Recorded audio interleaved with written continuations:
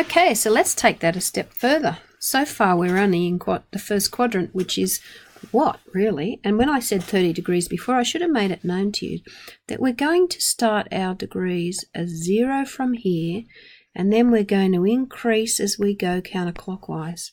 So these are positive values as I go this way. And they'd be negative values if I went that way. So, okay, that's 30 degrees there. So what's up here? That'd be 90. What's over here? 180. What's down here? Well, let's see if I can move that a bit. 270. And then if I came back here, it wouldn't just be 0, it'd be 360 as well. So we can write 360 there as well, next to the 0. In fact, we can actually keep going around with that and increase our values. This 90 is also 450.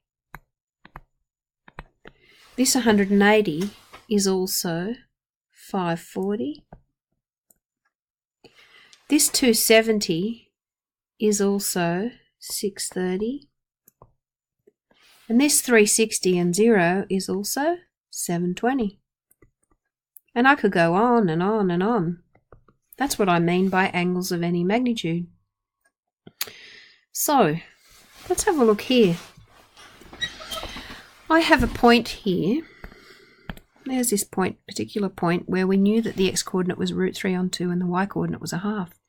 Which is the same thing as saying that the x-coordinate, which is cos 30, and the y-coordinate, which is sine 30.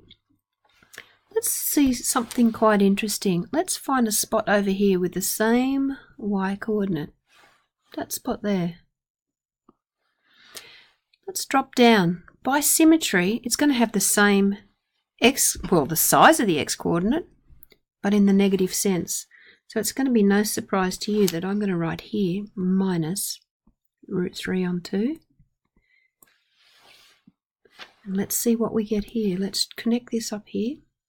Oh, that was a shocker. Let's do that again. So what degrees do I have there? Well, that one there was 30 degrees. Now we're going to go round here, and we've got to figure out how many degrees that is. Well, because of the symmetry of the thing, if this thing here is 30 in there, so is that one there.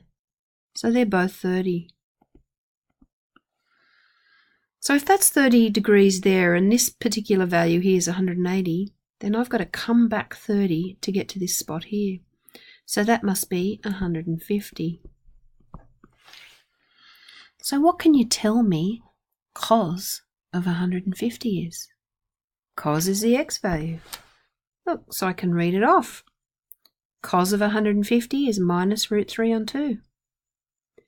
What can you tell me sine of 150 is? Well, sine is the y value. I can read it off. There it is.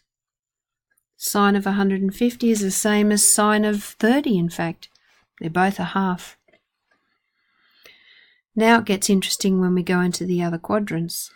Let's have a look at that next.